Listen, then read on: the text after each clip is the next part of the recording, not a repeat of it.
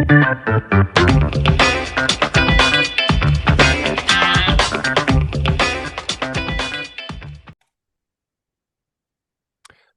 right. Welcome back to another episode of Real Estate Investing Club. Happy fall, everybody. I've been saying this for the past like 15 episodes, but I am super excited. It's fall. It was like 40 degrees here in Seattle yesterday, and I love that feeling when you go outside. It's nice and cold and crisp. You can see your breath, get yourself a coffee. Love it. So it's a good day for a second reason. We got Mike Hoffman with us on the show. Mike is a jack of all trades in real estate. He's done it all. And so it should be a good episode to go into. We're going to try to veer into the Dadu area because I'm actually buying a house right now for my family to live in up here in Tacoma, and there's Dadu potential. So it's perfect timing. So yeah, it should be a good episode. Mike, thanks for hopping on the show. Gabe, thanks for having me, and couldn't agree more with regards to the fall weather. And yeah, definitely saw my breath this morning and have a hot coffee. There you go. I noticed your shirt. It says the Oregon. Are you down in Oregon? Yeah, yep. Our family's here in Eugene, so we're right down I-5 from you. Nice. So we got the similar weather going on with us. All right. Absolutely. I told you before we got on here, we always like starting with stories to hear how people got to where they are. Especially in real estate, there's a diverse way to get into real estate and be successful. So why don't you take us to the beginning of your story and tell us how'd you get here?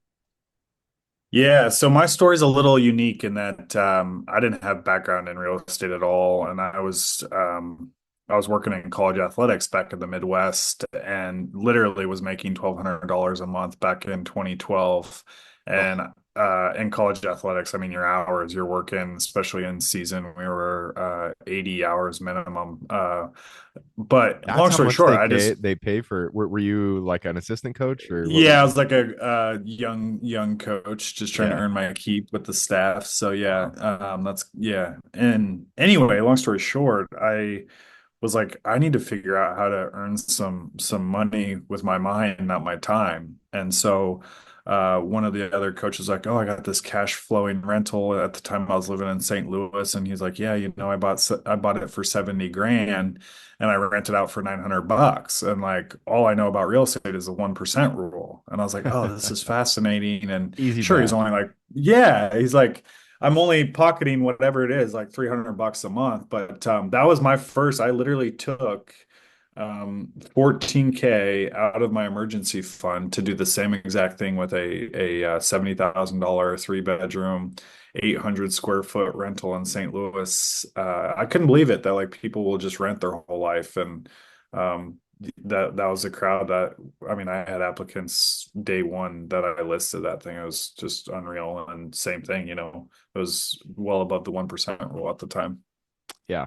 Yeah, that first deal that you do, I always hope that the first deal for everyone goes very well because if you can see that little sliver of success, even if it is, 100, 200 bucks per month, it gives you the juices, it gives you the motivation to keep going. I've heard people that they start on flips and then the first flip goes horribly, which my flip kind of went first flip went horribly. And it's hard to push through that. So it's great when people, you buy that first rental and you get to see those little checks coming in every single month, which gives you the motivation to say, hey, maybe I can do this a little bit bigger. Yeah, exactly. Now I got to ask real quick, why did your flip go horribly? Because I didn't know what I was doing. This was back in, let's see, it was back in 2014. And it was a triplex here in Tacoma, and it Okay. was pretty much what could go wrong did go wrong. We had one Wow. tenant who was a hoarder, one tenant who got angry. They had stopped paying rent, and so we evicted them, and then they got angry and they put shit down the sink and Oh, flooded the unit, God. and so we had to get remediation done. And then one tenant was we're pretty sure they were growing weed because the electrical bill went like up to I can't remember, it was a ton. And for some reason when we bought the property, we didn't know about like looking at leases and how they're structured. And so when we bought the property, the tenant or the landlord was on the hook for the electrical bill, and so we Okay. were having to pay out all this money, and so we evicted them, and just it was just a nightmare. But we did end up making a lot of money on that deal. We made about $80,000. So we were lucky because we were buying it at a time when the market was like hockey sticking. I think it was Yeah. 2014 is when I did this in Seattle. So it was just going up and up and up. And so we bought it at the right time. Had we bought it during, a normal kind of flat market, we definitely would not have been done so well. But we got lucky, and that's half of the game in real estate is getting lucky. So Yeah. yeah, we did make Yeah. it through that first deal. Yeah. Now But I'm sorry, I was just gonna because this kind of leads me into how when we moved to Oregon, I was like, man, all the tenants have the kind of the power. Why would I like try to do something like you just did and get a duplex and live in one side if I can't even get them to evict? So I'm glad you kind of validated why we didn't go down that path and just built instead for our next project. yeah, yeah, there's a lot of potholes that you can fall into with single family and doing renovations and stuff. But Dado's is a very popular subject up here in Seattle and Tacoma because the municipalities have been a little bit they've been kind of pushing people to build Mhm. more density in the area, and Dado's is one thing that people are really fond of and going forward with a lot of the investors up here. And so it's a strategy that I've been actually looking at. We're buying another house for our family here, and there's a lot of land, and we want a place to have, our, grandma and grandpas to come and stay. And so we've been Yeah. thinking about doing a dadu. But I like to hear the perspective of an investor who does this. It sounds like you have experience building ADUs, building detached units. Mhm. What do you do? Like, how do you find them? And then how are you kind of underwriting them? Are you looking for single houses with larger lots? Are you looking for a single house with a big garage that can be converted, or what are you looking for when you do that? Yeah, that's a really good question. So we look at kind of two main things. So our first project, we just found a plot of land for about $90,000. This was probably right in the middle of COVID, maybe right before like 2018, 2019. It was 100 by 100 lot of land that was clearly probably a backyard, but there was a street on the other side, kind of like where an alley would be, and they just were like clearly sectioned it off and put it up for sale. I think it was like 90,000. And the great thing is here in Oregon and Washington, there's actually a couple builders that will do what's called turnkey solutions. So like they'll handle all the permitting, they'll handle all the plans, they'll handle all. So Nice. what I did is I actually set up with the city house and an ADU. So here in Oregon at the time, the ADU had to be 10% smaller than the house. So I did a 3 bedroom and a 2 bedroom. That's One it. was Just 1,200. 10%, really. Yeah, one was 1,200 square feet and the other one was like 900. Hmm. And then I labeled, so on the land, it looked like two houses right next to each other. And so what we did, rather than like one in the front and one in the back, we did them side by side, fenced off the yard down the middle, and they each had their own yard and then one big pavement up front. So it's like you just pull up, and when you're coming from the street, it literally looks like two different lots. You wouldn't even know Huh. because the bigger house just goes out the back farther. So we did that build. It was amazing. I mean, we did the build. And this was in I think Eugene, you mentioned? Yep, yep, Okay. yep. Because I was looking at kind of the what you were doing with like the value add of these duplexes and triplexes, but like just the horror stories of how do you get these tenants out or how do you raise rent out west? It's a little bit tricky. So we did this. We bought the land 90 grand. Our whole project, construction project with a local bank was all in 400K. I think we put down maybe 10%, so 40K. We got two tenants, a 3 bedroom tenant and a 2 bedroom tenant. And because they were brand new, we were able to get above 1%. So we were making about 4,200 bucks a month, which was unheard of here in Eugene because 4,200 in cash flow? 4,200 all in on rents. Oh, okay. Yeah. Gotcha. So, Gotcha. Okay. yeah, 3 bedroom was rented out for like 2550 and the 2 bedroom was like 1,700 or something. Nice. Um, so yeah, and then literally I got an off the market offer for that less than 2 years later for 650K. So it was like, okay. And I just Wow. 1031 it into an Airbnb in Florida at the time. Nice. So, Yeah. has this become kind of a strategy that you implement, consistently? Are you looking for large lots, or how has it kind of progressed since Yeah, then? we're looking for lots or like these big yards that people are now like, wow, I can get 100 grand for my backyard type of thing. But the other thing we're looking at a lot of is these one bedroom homes with big lots, like flag lot abilities. And so we've been looking at those. We haven't pulled the trigger just because, the utility hookup and getting like power and fire access and all of that can be a little bit tricky. We almost made an offer on one and then passed because like the tree was, whatever 100-year-old tree. So the city, so that we've had a couple like roadblocks on that, but we are doing a big annexation project here in Oregon as well, where we bought a house with a massive lot. And we're going to tear it down and do four duplexes, all sectioned separately. So if we want to sell one off at a time, so it'll be 8 total units. Interesting. How has the take us through the process? Because I know Oregon is similar to Washington in the permitting process and in terms of how difficult it is to get something through. So Yeah. how has that gone for you? Are you running through the permit process, or is this handled by your builder? Yeah, we actually hired a consultant to run through everything with the city and the county and the people that have the relationships, and we're kind of like trying to be as we're willing to pay to kind of get through that pain. But like the build I did with the house and the ADU, I just of that 400K, I just paid an extra 15K of turnkey for they handled all the permits, they handled all the excavation, they handled all the coordination with the utilities people, the even the little things like putting a porta potty on site and like things that you don't even think of that come up. And that was the best 15K of that 400K project I could, and you just wrap it into the loan like that I could have ever. It was totally out of sight, out of mind. And then they would just come to you and be like, hey, it's time to pick out cabinetry or Yeah, you got to do the fun counters or stuff. yeah, you do the fun stuff and you don't have to worry about the headaches of like, hey, the city didn't approve this outlet over here. Right, exactly. So take us through you mentioned you're doing an 8 unit right now. You bought a large lot, you're tearing it down, and you're going to build. Take us through Mhm. nuts to bolts. How'd you find it? What was the take us through the underwriting of it, and then how has it gone since then? Have you guys broke ground on this project?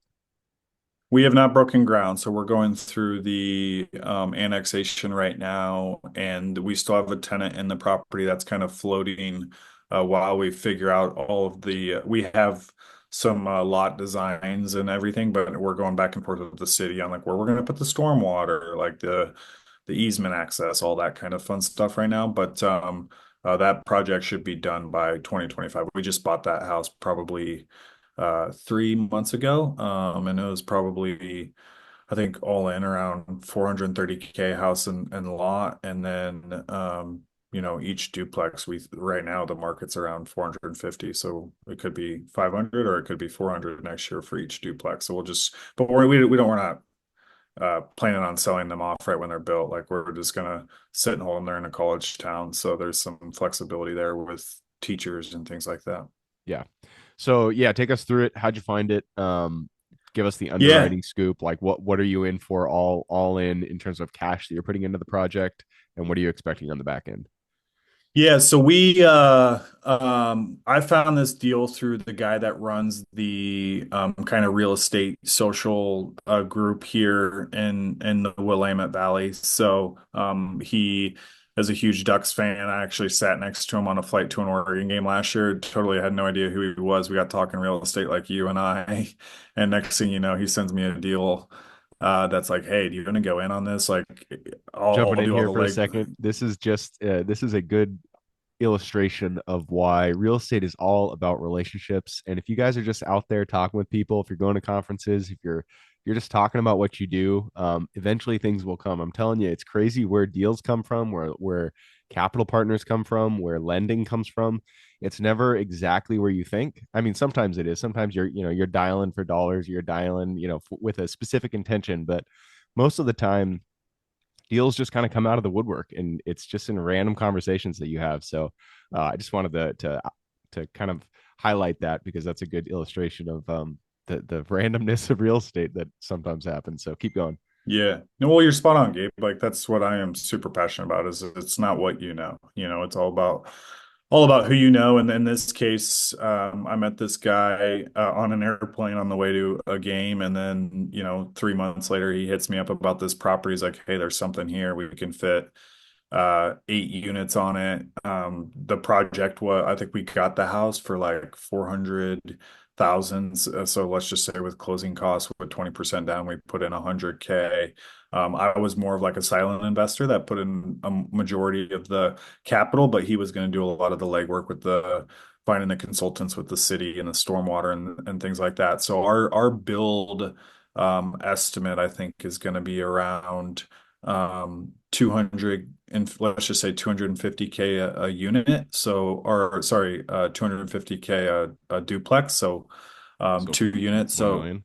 1 million plus the 100K down of the 400. So we're looking at um I think when we're all done with the build, we're projecting it to be about 3.2 million. And so you're all in, you put 100,000 down to buy the property. And Yep. then how much did you put down for the construction loan? Well, I don't think we're gonna have to put down any because the lender told us when we get this thing demolished, the value of the land for the ability to build 8 units will be so high that like the way it will be all set up for development that we won't like basically the appreciation difference will be our down payment for the build. Oh, interesting. I've never heard that happen. That's pretty cool. Yeah, yeah. So and we were trying to do like a local bank, and then they were like, this is a little probably not as conservative as we want. So we actually went down the hard money lending route. And again, back to who you know, it was a gentleman that comes to these monthly REIT meetups, and he was all about it. We got a great terms out of it. And he's the one that's like, yeah, when we get to the construction, we'll just run a new evaluation on the land and you shouldn't have to put anything down on the construction. That's interesting. It's funny how it's all in the strategy that you're going for. As a single family, it's worth 400,000, but if you tear the single family down, it's probably worth Yeah. more because of the potential for the eightplex or the 8 units. Yeah. Um, Well, and out here out west, right? Like your triplex horror story, right now they're trying to get people to build. They're trying to mm, get you to build in I mean, you were talking about it. They're trying to get you to turn that garage into a Bend, Oregon 3 condo 80. Like there's not enough supply at all. yeah, yeah, especially if you're looking at towards the center of the population mass, they're really hurting for units. So Mhm. yeah, makes sense. All right, I just took Yeah. a peek at the clock, and I know you got a lot more experience to go into, but we this is a short podcast, so we have run down our timer. Before we move on, though, I do want to touch just slightly on your vending machine business. This is not related to real estate, but it's super interesting because I have thought about businesses that I want to try to start with my daughter when she's older, and a vending machine business just sounds like something that would be fun to do with my daughter. And I've always been kind of intrigued with them. It sounds like an interesting business to start. So how'd you get into that one? And then just tell us, just a high level, how it goes and what it's like to run the business. Yeah, so one, I think you're in the perfect market to start one. Yeah, every time because I used to come up to JBLM all the time and stay in Tacoma and stay in the area, and I'd always like, man, all these like places around, Olympia and Tacoma, I would crush it. But two, there's no easier way to teach your kids supply and demand than a vending machine, and I come back to literally Warren Buffett and Charlie Munger. They're like, "Oh, what do you look for in a CEO?" And their first comment was, "Did they own a lemonade stand when they were a kid?" And like to me, that's like the same thing with vending. Like Warren Buffett's first investment was a vending machine, a pinball machine when he was 17 years old, and he regrets selling it because the cash flow was so consistent, but he was so young and dumb he didn't know the importance of cash flow. So I actually got into vending. One, I travel a lot and I go to airports and see what's out there, and then I'd be like, why am I paying $6 for a bottle of water I know costs $1 at Costco?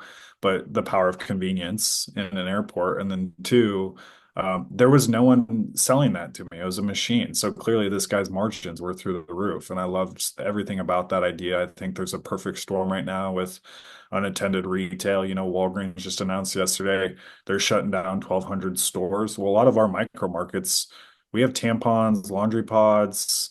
It's not just Snickers and Diet Cokes from the vending machines of the 80s. So it's a prime disruption in the market with unattended retail and just like smart coolers. And if it fits on a shelf, it's not, does it fit in a vending motor? Gone are the days of entering in the code to get whatever you want. You just unlock the door with your credit card and grab whatever you want and walk away. So um, I'm a little bullish on it. I also vending machines are like cars.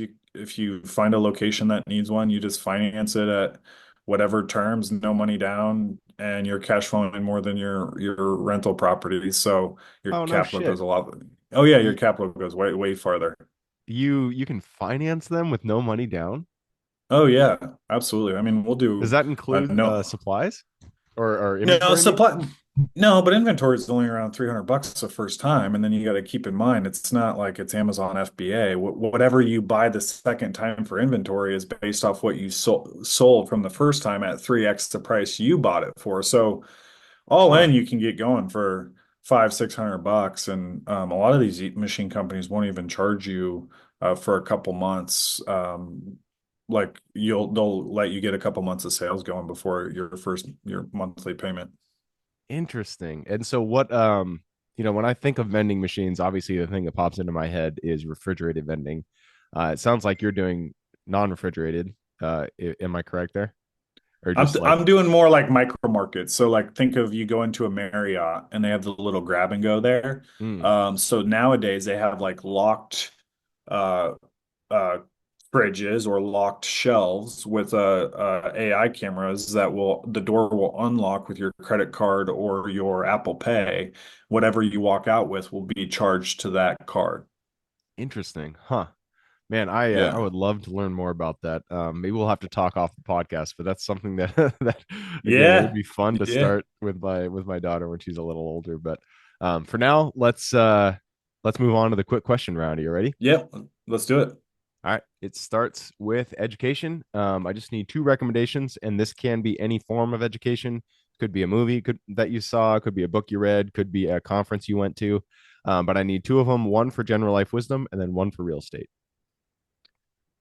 Oof, put me on the spot. So, general life wisdom. I'm gonna go the old school book route and recommend a book called Comfort Crisis by Michael Easter. I think it's an amazing book that brings back like the old school mentality of consistency, being uncomfortable. It's not a leadership rah-rah book. It's literally like, oh, do you know why rucking is so historic and why people plunged in cold water back in the 1700s? Just bringing back the why behind things where now it's like, oh, you got the sexy cold tub, but you can just go in the sound and get the same effect. And why would you do that? And so I really like the comfort crisis and all about getting uncomfortable.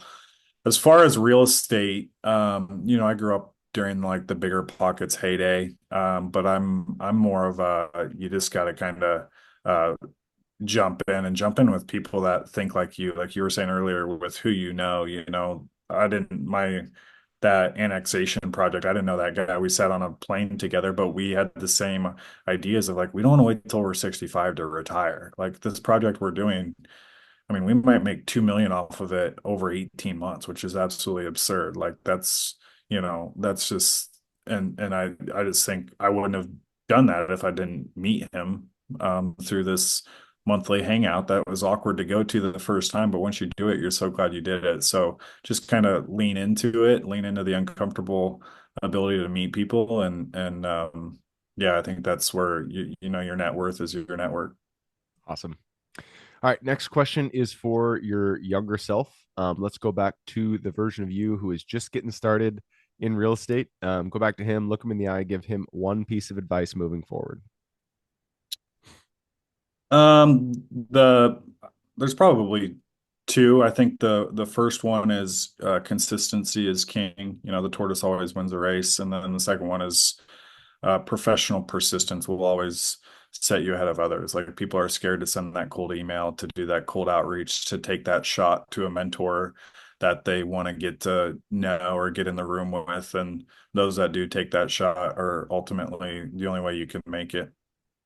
Nice. Consistency is king. I really like that. And it's so true. It's I mean, I have a real hard time with the shiny object syndrome, especially in real estate, because there's so many ways to do it, so many strategies to go about. And I keep reminding myself, hey, just get good at one, and then eventually you can move on to something else once you've really mastered self storage or really mastered RVs or dadoos or whatever it is. So I like that. Consistency is king. Choose your route and stick to it. Next question is about the US. It's a big place. There is a lot of opportunity out there. Give me the single metro you're most excited about investing in today. Ooh, I'm not really metro dependent. We got the build here in Oregon, the Airbnb we got in Florida was sight unseen, and that thing does, 150 kW like W9 just from short-term rentals every year. So I'm more, kind of what do you know and start out niche, like what you were saying earlier. I'm intrigued by what you did with your triplex in Tacoma, but I don't know that. And now hearing your horror story, it's like you're kind of validating I need to stay in my lane. So I'm not big into like, oh, Tacoma's gonna boom or Oregon, all the California people are leaving, or I'm right now I'm looking into these midterm rentals in the Midwest right next to hospitals, not because I believe Omaha is going to boom, but because I believe like traveling nurses are not going to go away. And if it's next to a good hospital, like people are going to come to it. Yep. Yeah, that is a great strategy and something that a number of people have come on here do. Universities and hospitals as they just focus on those, which makes a lot of sense. Yeah. All right, next question is about finding deals. It all starts with getting in contact with the seller and penning that purchase agreement. So, what's your favorite way to generate leads and find new deals? Networking. Absolutely. I'm not a guy that sure I'll scroll through Zillow like my wife scrolls through Instagram, but I mean, Zillow is not, if I'm on Zillow, you have Zillow, everyone has Zillow type of thing. So I think for me it's networking, and then if you just find an opportunity, you're gonna have to prance on it. Yep. Networking is definitely the way to go, and it's also the most fun way to find deals Yeah. and build your network is just going out there and talking to people. You can Yep. definitely send texts and send mailers, but it's not as fun. I'll tell you that much. Next question is lessons learned. Not every deal that we get into goes the way we expect it. In fact, most of the time something goes wrong, and we get to learn a lesson. So, what was a deal that went a little bit sideways for you, and then what was the lesson you pulled from it? Yeah, it hasn't gone sideways in that the deal went sideways, but our rental just got hit by a hurricane last week. Oh, So, oof. Is it I Milton? think, yep, Mm, I think like anything, there's risk and just kind of bringing back to reality. Like, what are you gonna do? Like what you went through in Tacoma, you just in the moment when you're going through all the remediation and all of the drama. It's just like you just got to kind of bring yourself back to neutral and kind of just ride it out type of thing. It's not going to be all sunshine and rainbows. Um, you're going to have CapEx expenses. You're going to have all these things that come up that weren't on your projected P&L. No P&L is the same as what was projected, so you just got to accept that. yep. Yeah, that's one of the the most kind of unsung benefits of getting into real estate is it makes it so that your emotional life takes most more of a especially in business takes more of an even keeled approach because things will go wrong, things will go great, it'll go up, it'll go down, it'll go sideways, and every way everything pops out of the woodwork, and you just can't know exactly what will happen. And so if you do that, if you go into real estate enough, eventually you just kind of realize like, hey, I can handle this. It's just another problem that I got to solve, and it's no big deal. So Yeah, I it's love like, that. oh, go ahead. Keep going. What's the best advice I got on real estate compared to the stock market is like real estate forces you to take the emotions out of it. Like the minute we found out Hurricane Milton was headed to our house, it's not like we could be like, sell off right away. It's like, we got to ride this Let's out. deal. We're in deep with it, but coming out the other side of it, it could have been worse. Like just like what, you can't really act emotionally with real estate because by the time, whatever you're trying to time the market, there is no timing the market as urgent and emotional as like day trading. Yeah. Yep. Exactly. All right, that leads us to the very last question. This is for the listeners. You've given us a lot to think about. I'm sure people want to reach out, get in contact with you. This is a two-parter. Where can they find you, and then what can they expect when they reach out? Yeah, so they can find me, obviously MrPassive.com. If you are on X or Twitter, like that's probably where I post my most content, which is I think Mr. Passive underscore, or if you just type in Mr. Passive, you'll find me on X. And I post some stuff on there about real estate vending, life, health, all the things that I'm very passionate about. So feel free to reach out anytime. And I'm a big believer in kind of uh, networking and learning what other people are doing too. Sweet. I'll put that link in the show notes. So if you guys want to reach out, just click a little more in the description. It'll pull down that full description, and in there you can find Mike's link.